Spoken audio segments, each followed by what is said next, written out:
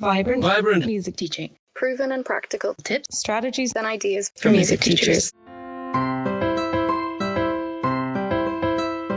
You're listening to the Vibrant Music Teaching Podcast. I'm Nicola Canton, and today we're giving you some lyric writing prompts so that you can get your students songwriting.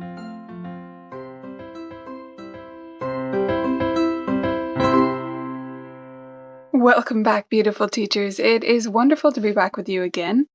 And we're still talking about composing and songwriting this month. Now, in this episode, I'm going to share some lyric writing prompts with you. This is something we've been getting into more and more in my studio this year as we did a songwriting project. And one of the hardest things about writing a song is coming up with what to write about. It's the same as writing a story, right? We need to get ourselves going. We can't just be told, oh, write about anything you want. We need to be given something to spark our creativity and move on from. So we have gathered together 14 different lyric writing prompts for your students. Now, I know while you're listening to this episode, you're probably driving, you're mowing the lawn, maybe that's a bit too noisy. Maybe you are cleaning the kitchen or doing something else around the house. And I know you might not want to stop and take notes. So just to remind you, we do have a full written out article version of this episode. It'll be at colourfulkeys.ie/153. So here we go. We're going to share 14 different ideas with you. Take just one of these and try it out with your students and you'll see some fun results. Prompt number 1 is to set an assignment to spend some time in nature. We can often lament or complain about our students spending too much time on their phone. But we can actually start to counteract that, can't we? We can set a real assignment, something that goes on their practice list, that they have to go outside and spend some time in nature. This won't work for every student, not each one of these prompts will, but it can be a great way to spark your creativity. So put it in their notebook or their folder or their practice app to go outside and spend 5 minutes just looking at some trees and thinking.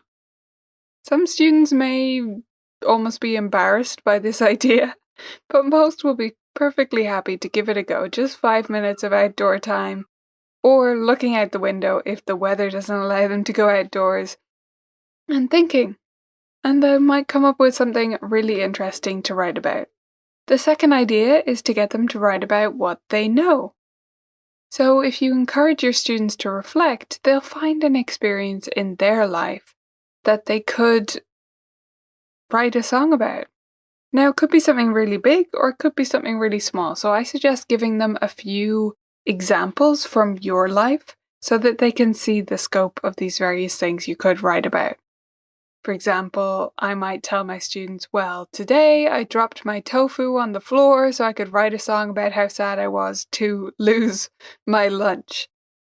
But this year I also went through teaching online and that was a much bigger change in my life, and so I could write a song about that experience, which is much broader. So giving your students examples from your life can be a great way to get them thinking about, well, what really happened with them, because everything happens, or something happens, to all of us each day and each week and each month. We just have to hone in on what those things could be in terms of lyric writing fodder. Prompt number 3 is a word bomb. Get a blank page and call it an opportunity paper. I like the idea of giving it this term, and then write a word on the page. So pick up a blank page in your studio or pull up the whiteboard app on Zoom or anything like that and write a word and say, this is your opportunity paper. What other words can you spin from my first word? So let's say you write lollipop, right? Your student can spin off all different ideas from lollipop and get less and less related to lollipop as they go out, like in a mind map. Your word can be anything, and depending on the style of song you might want to prompt them to think about, something that they haven't written about before or might be outside their comfort zone a little bit, you can write a different word that could spark them in different directions. You're not trying to control the situation, but you can nudge it one way or another. Prompt number 4 is to create a lyric snake between students. I love this idea. This is like that game where you write a word or a line of a story and then the next person writes the next line, etc., etc. This is a great way to bring your studio together. So you're going to ask one student to come up with a first line and then pass that along to the next student and they write the next part of the story. You could do this quite prescriptive where it's like 5 words or 1 word each, or 1 word would probably be too few to keep things moving. Or you could make it much more vague, so you tell me what happens next in the story, and that way, especially if you have younger students, you could start to tweak what they're saying to make it sound like an actual poem or set of lyrics, like you could even make it rhyme based on the story that they're coming up with. Then maybe at the end, maybe you come up with lots of these together and each student gets 1 to write the music for. Or maybe at the end you have 1 set between everyone and everyone writes their own song for this set of lyrics. Wouldn't that be fun to get all these different takes on the same song? The 5th idea is to simply set a timer. Oftentimes we're just holding ourselves back. We're trying to come up with the perfect idea. So tell your student, okay, I'm going to set a timer for 2 minutes. All I want you to do is write down as many words as you can in those 2 minutes. Doesn't matter what they are, what it says, just write. Okay, go. And then when they're done, you can see what comes up and you can pick out favorite words from there and start to form sentences and use that as a jumping off point. Number 6 is to get silly. Write a word or a line using each new letter of the alphabet, or you could use a word. So one idea would be to get your student to write down A, B, C, D, E, F, G, or all the way to Z down one side of the paper and write a word for each letter. Or they can pick a word. A student of ours at Colourful Keys actually did this without us giving them this prompt. She chose to use her name as the first letter of each line and make her poem or her set of lyrics that way. So they can choose anything. It could be their name, could be the alphabet, could be Timbuktu, any fun word, and that can give you that starting point for each line. Number 7 is to write about an upcoming holiday. There's always something, there's always the next thing, right? So Valentine's Day is coming up, Easter, Diwali, anything. Write about that upcoming holiday and what they're preparing to do, or if it's not a holiday they would be celebrating, what the people of that faith or that tradition would be preparing to do right now. Idea number 8 is to start with the melody.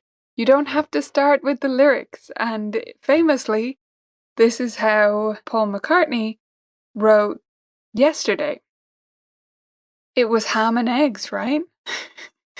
So it didn't have to have the words to exist as a melody. So if your student gets stuck on the words, maybe they write the melody first and that's more their groove, and then they write words that fit with that melody. Number 9 is to use the rhythm as inspiration. So similarly to writing the melody first or the lyrics first, you can think of a rhythm first that you want to write. So it's an interesting rhythm, and then you think about the words to go with that rhythm, and then you think about the melody from there. Idea number 10 is to have your students draw a picture. You can even not tell them what this is going to be for. I think that's even better. So if you just assign your students this week, I want you to draw a picture of anything. Or I want you to draw a picture of something you find beautiful or something you find interesting. And then they come back to you with that picture, and you together use that as a starting point for their set of lyrics. How would that picture sound on the piano? Or what lyrics would describe what's happening in the picture? Or if this picture were a scene from a story, what else would happen in the story? Okay, 4 more to go here. Number 11 is to start with a title. Sometimes just having a title, something to get you going, is the hardest part. So try giving your student a title. You can look up many story writing titles and prompts for this and use those as a way to get your student started. If your student is struggling to find their own title, but you don't want to prescribe them a title specifically, you can give them a list of 10 and have them pick one. They can always actually change this title later, by the way. They don't have to stick with it forever for the final song, but it'll get the ball rolling and then they can retitle it later if it changes direction. Prompt number 12 is to start with the character of the piece. Rather than starting with the lyrics themselves, or the title, or the music, maybe we start just by thinking, do I want to write something that's miserable, or happy, excited, fun, free, pensive, right? What mood do you want, or what character do you want, and what music is going to match that, and then what words would describe that kind of music, and you can go from there. Number 13 is a really fun one.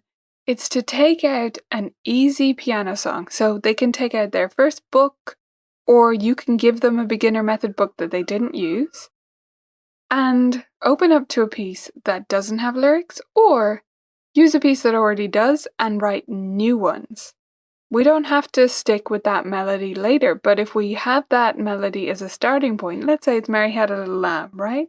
So they play that tune and they think, well, what words could I put to this? What would fit? And they write those new words, and then you take those words away from the piece and you can write your own song for those words. And the last one, number 14, is to steal a little bit. Pick out a book and have your student open to a random page. And I mean a regular book, like a written book, a novel, or a chapter book. Probably ideal if it is a kid's book, just in case, or that it's something with obviously safe content, maybe a classic or something like that. Have them flip to a random page and point with their eyes closed, and then take a sentence or a fragment of the sentence around where their finger lands, and have them continue the lyrics from there. And once they get stuck again, they can do the same thing again for the next verse or the next part of the song. So there you have it. That's 14 different ideas right there. I want to give you some more tips to help you to work on lyrics with your students. But remember, those 14 ideas are all written out in our article. So go to colourfulkeys.ie/153, or just go over to the Colourful Keys blog or the Vibrant Music Teaching podcast page if you're listening to this shortly after it went live. So you can look at all 14 prompts there. But if your student is still having trouble or they need some extra help getting going, here are a few tips. The first thing to tell your students is that it doesn't have to rhyme. I like to emphasize this at the very start of our project, because students, when we say the word poem, especially primary school age students, they'll tend to think, oh, well, that means I have to rhyme. Oh my gosh, I'm no good at rhyming. This is so hard. And it doesn't have to be, right? You can help them use a rhyming dictionary to help it rhyme if they want it to, but it doesn't have to be, right? Poems don't have to rhyme, raps don't have to rhyme, music lyrics don't have to rhyme either. Tip number 2 is to assure them that something is better than nothing. The best way to push yourself through writer's block, and trust me, I know this after writing I don't know how many blog posts and 3 books and lots of other writing besides that. Trust me when I say that it's better to just write something. When you start to feel blocked or like the words just won't come out, just write, what's a friendly way to say this? Rubbish. Just write some rubbish. Just write things that you don't think are great, but you're just getting something down on that blank page. You can come back and edit it later, you can scrap it if it really is terrible, but often we're just editing ourselves before we even begin, and that's why we won't start. So assure your students that they can write something and throw it away, it doesn't matter, but just write something. And the last tip is for you. Get every student lyric writing. Don't think that this is just for teenagers, just for people that are interested, just for whoever. It's for everyone. This is a great way to work on writing rhythms. It's a great way to work on connecting with the music, right? Playing musically and with feeling. And it can help students to feel empathy outside of the music room as well. So it's a wonderful exercise to engage them in. Let me know if you try some of these lyric writing prompts or other lyric writing exercises with your students. I'd love to hear from you in the comments for this article at colourfulkeys.ie/153 or in our Facebook group, Vibrant Music Studio Teachers. I'll see you there. Vibrant Music Teaching membership costs less than the price of one lesson each month. That is totally worth it for all of the courses, games, resources, downloadables, printables that you can get access to as a member, as well as the fabulous community support you'll find inside. Go to vmt.ninja and become part of the revolution.